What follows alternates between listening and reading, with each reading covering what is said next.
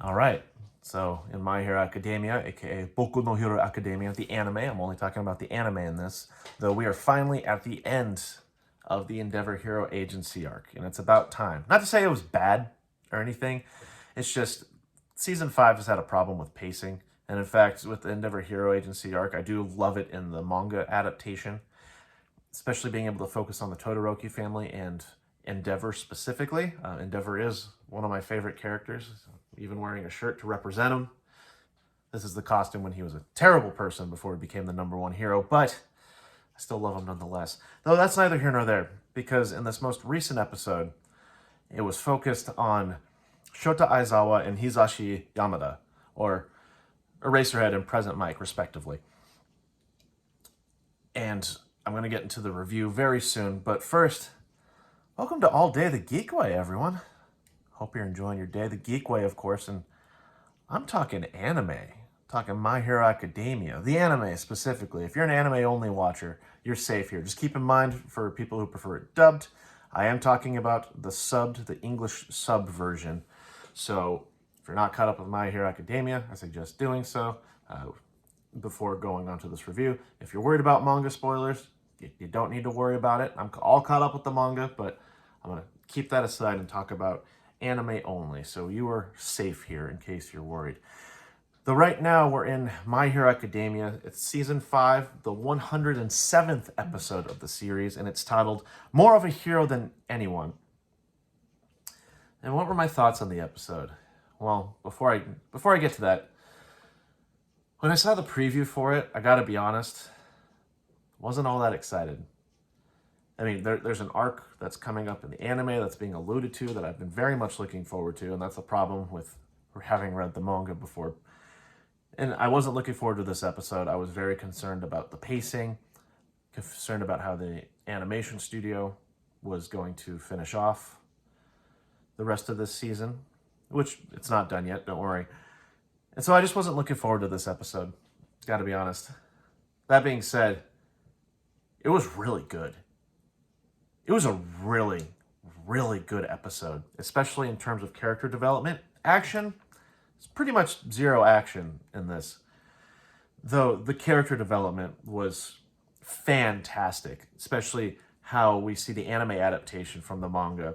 And I remember reading this arc, being like, oh, this is going to be an intense story. The anime depiction just did it. It just did it so well. I was very impressed. I mean, just to kind of get on with the episode, I was impressed with the character development. The sound design was so good. And I'll get into that a little bit later, but we'll start off talking about the episode itself. How about that? So, the beginning of it, we learn that it's the beginning of the third term. All of the Hero Agency internships have ended. And what we see first is Ida in a more chipper mood, preparing to motivate the class to meet somewhere for an assignment. I don't remember exactly what it was, but that's not important. Aizawa's coming to the room to kind of reprimand the kids, but they've already been updated by Ida. And we hear he gets a call from Principal Nezu to go to the staff room and be talked to. After that, we get a little funny moment with Ochako in the girls' locker room. She drops one of the All Might ornaments that was from Midoriya during Christmas in those hilarious panels. And then we've learned that Deku has mastered Black Whip, and there was like a little funny scene between him and Bakugo, and Bakugo throws one of his head things at Midoriya's head, and there's like cerebrospinal fluid popping out or something like that. It was pretty humorous. And they're going out for a training, and then there's All Might being weird and saying, quote, fine and dandy with cotton candy. Like, it's supposed to be like a little funny quip that Horikoshi put in. I thought it was just typical anime silliness, not much to think about it, though one of the classmates says, like, oh yeah, where's Aizawa? Oh, he was sent on an assignment. And then we're following Aizawa and Yamada in a car, and they're like, yeah, can't this go any faster? And what I love in this episode is we get to learn how characters operate. So Aizawa is being like, can we just get this vehicle to move faster? And you see Present Mike he says to him, like, Aizawa, enough already. Calm down. but you can hear trembling in his voice, and then the camera focuses on his face, and he's horrified. It's like he's very uncomfortable with the situation that's about to go on. We as an audience at the time don't know what's happening, but we're going to learn they're going to Tartaros, and they're going to speak with someone. Well, we get a little bit of expository info about the Nomu. And not to say exposition is bad, exposition is necessary at times. In this case, I would find it necessary because it brings a lot of buildup to the episode and it helps you understand the universe of My Hero Academia, especially when it pertains to the Nomu. And we learn, and I forget the detective's name, and I apologize, I should have wrote that down, but he says, we know that Nomu are humans whose bodies have been bioengineered to withstand multiple quirks. However, they're not living humans. And Gran Torino pops in and he says, like, Nomus are truly puppets. Yeah, so Gran Torino's there, and I'm always happy to see Gran Torino. He's an awesome character. And he says, Nomus truly are puppets, marionettes with no will of their own, or so we thought. Aizawa kind of says, like, Gran Torino, keep the short. And President Mike comes back, and you see his hand is on Aizawa's shoulder, and his hand is trembling. And he says, calm down. And it's fantastic to see because Aizawa's becoming a little more brash while President Mike is the one, while he is physically trembling, he's trying to tell his friend and negotiate with his friend to calm down.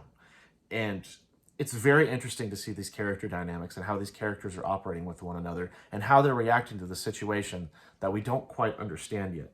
Though what we come down to learn from that expository dialogue is that Kurogiri is basically a Nomu that was created, a specific quirk, and he's meant to protect Shigaraki.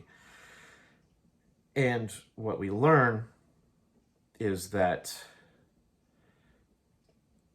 Kurogiri is more than likely an old childhood friend of both President Mike and Eraserhead named Oboro Shirakumo.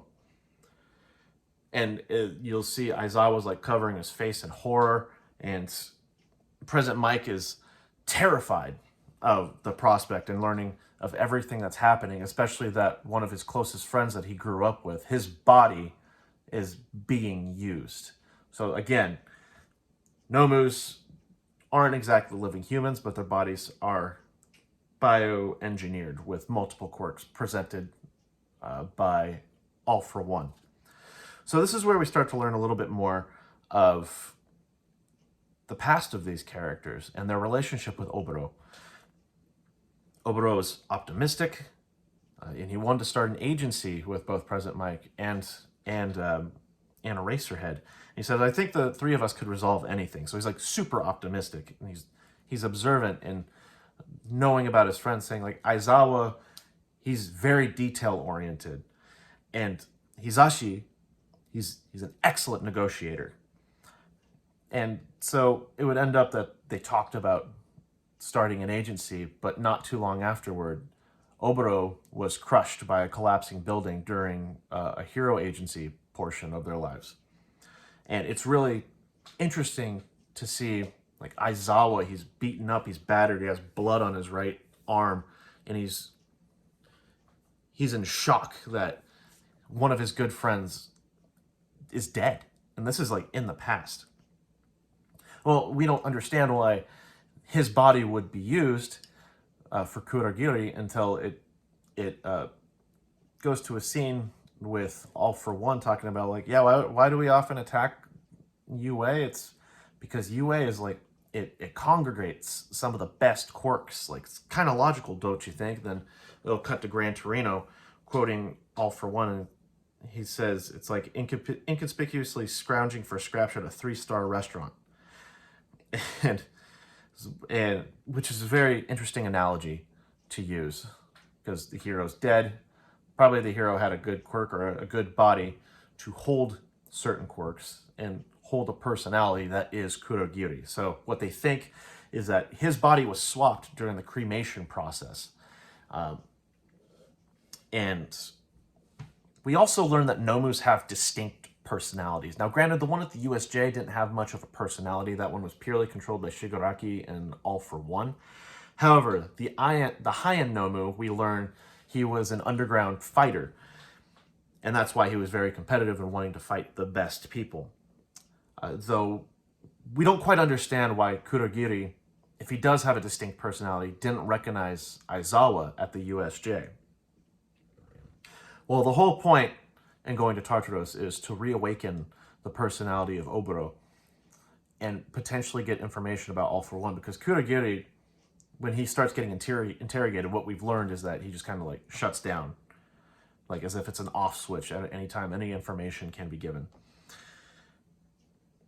And they're sitting in the interrogation room to talk about everything that'll happen, and Aizawa asks, like, well, what about his family?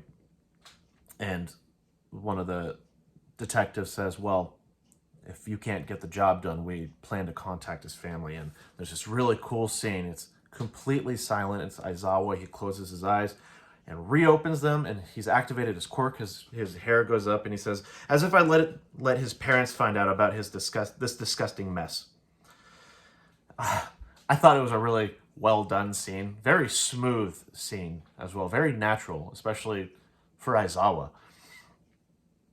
Well, his eraser quirk doesn't erase the haze from Kurogiri. So the haze is it's just a part of the body right now. It is Kurogiri. And Kurogiri basically is asking about Shigaraki. So Kurogiri is connected to Shigaraki. He has concern for Shigaraki because he has a duty to protect him. And we see that President Mike and Eraserhead have like this kind of realization, and there's this really cool facial expression scene where Aizawa is just like sitting there, and he kind of like holds his face. It looks like he's about to cry, and then he kind of holds it together and he pulls his face down. And I'm like, man, this is good character development. Like, these characters are very much affected with everything going on right now, because they've made the realization that, yeah, it's more than likely Oboro's personality going through Kurogiri. And Kurogiri, at the same time, he also says, it's no trouble. I'm not the type to neglect someone. And that's Oboro's personality in a nutshell. We don't even know this character of Oboro, but just based off of what we got at the beginning, how charismatic he was, how optimistic he was, we can kind of see this correlation as an audience member. Now, I know Oboro, I think he's in My Hero Academia Vigilantes. As much as I'm a My Hero Academia fan, I haven't started Vigilantes. I need to do that. But neither here nor there, because it'll show a little animated portion of Oboro holding on to a stray cat, and Aizawa was just like, yeah, I kind of left the cat behind, but you had no problem taking it in. And the realization, again, Oboro and Kurogiri, same body, just different personalities, I guess. And we also learned that Aizawa got his goggles, at least the idea for the goggles, from Oboro. And he's just like, oh, now we match. And I'm like, oh, man, the emotions. Ah, my heart. Ooh, God. Ugh. Jeez. This episode is very effective with juxtaposition in the modern day as well as with the past. It uses this characterization and this development, I guess you could say development, very effectively. Whereas opposed to series like Bleach, they'll save all of the background of a character just before the character like dies or is defeated. It always bothered me. I'm not here to talk about Bleach though, but the way it uses this characterization central to everything going on, it's fantastic. And in the back, like, there's not much in terms of like music. There's not like heavy music that we expect from My Hero Academia. It's a lot of background noise and silence. And it really, silence sometimes speaks the loudest in terms of like cinema or animation. Silence sometimes speaks the loudest. And in this sense, it really did. Because we're focused and we're engaged on everything going on. We're not expected to connect through the music in conjunction with what's presented on the screen. We are focused with what's going on the screen. We're focused on the characters. And so I give so many props to the animation studio and how the sound design on this episode, it was fantastic. Well, anyway, we go a little bit more into the past with Oboro, and how he was a person who was, quote, not thinking about consequences, even though it would all be over if you died. And it's juxtaposed with a picture of Aizawa at the scene of Oboro's death. And I thought that was very effective. Very good use of imagery, and very much being able to convey the message of everything going on. Like, he didn't care, even if it cost him his life, which it did. And then we learn about why Aizawa is the kind of teacher he is. So at the beginning of the series, when they're throwing that ball to see how far they can throw it with their quirk, Aizawa, remember, he threatens expulsion for anyone who got last place. Well, I think it's Gran Torino who says, like, yeah, he's known for expulsion, and President Mike interjects. He says, only on paper. So we're all just like, only on paper? What does that mean? Well, we'll learn that expulsion, when used for his methodology of teaching, is supposed to be the equivalent of death, in that sort of aspect. It's a little bit hyperbolic, if you ask me, but that's okay. It just gives an understanding as to how Aizawa operates, his use of logic in order to convey messages. And he would eventually go to Principal Nezu and be like, hey, can I readmit these students? And the reason he does these expulsions and readmittances, he says, quote, laying down one's life isn't the same as self-sacrifice. When youngsters confuse the two, I will give them death once, as they desire, and then I'll re-enroll them and have them strive to reach even higher.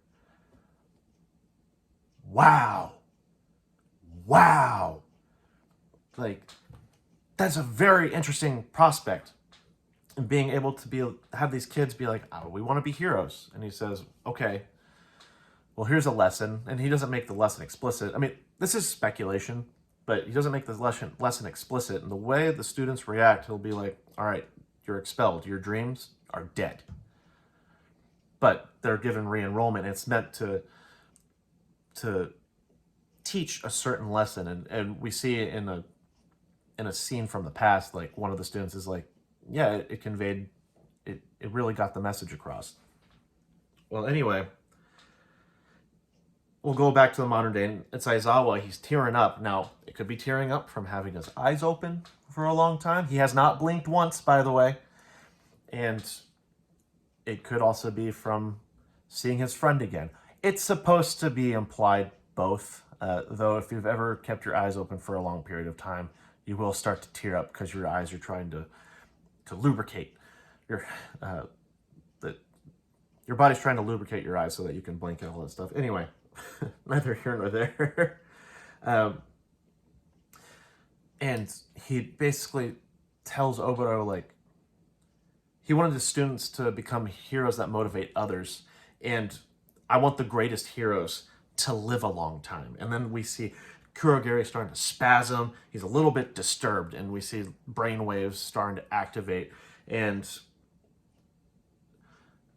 there's a whole dramatic scene that's happening. The intensity is built up, and then it goes back to Kurogiri just being like, I don't know what you're talking about. I'm Kurogiri. I'm just meant to protect Tomura Shigaraki. And then his body starts to spasm again, and the right side of his face is a little bit exposed. And we see Shirakumo, and even President Mike is like, that's Shirakumo, and he's horrified. And Shirakumo is trying to convey a message, and the only word that he uses is hospital. And as soon as he uses that word, he shuts down again and is kind of in that comatose state. Well, this is where the interrogation ends, and President Mike sits down. He says to Eraserhead, are your eyes okay? And his response is, they're so unbearably dry. And he's crying. Like, wow. That use of dialogue is so good. I mean, of course, we're supposed to see that Aizawa was being literal. Like, he's kept his eyes open for a very, very long period of time. Like, his eyes are unbearably dry, but we've also been seeing him cry this entire scene. And basically he might just be out of tears completely. And it was a very, very powerful end to that interrogation scene. I so many props to Horikoshi and how the animation studio decided to present it. Well, we move on, and they're outside of Tartaros, and Gran Torino basically says, yeah, I know that was painful, and I'll make it up to you someday, like basically apologizing. And Aizawa questions Nomu's, like, the purpose of him. And we get Gran Torino, he doesn't say this, and Aizawa doesn't know about it, but All For One is talking about, you make wine, you have to squeeze out everything from the grapes. And that's the kind of feeling I want. So basically, it seems like All For One gets some sort of intoxication from creating the Nomus. Well, word eventually starts going around.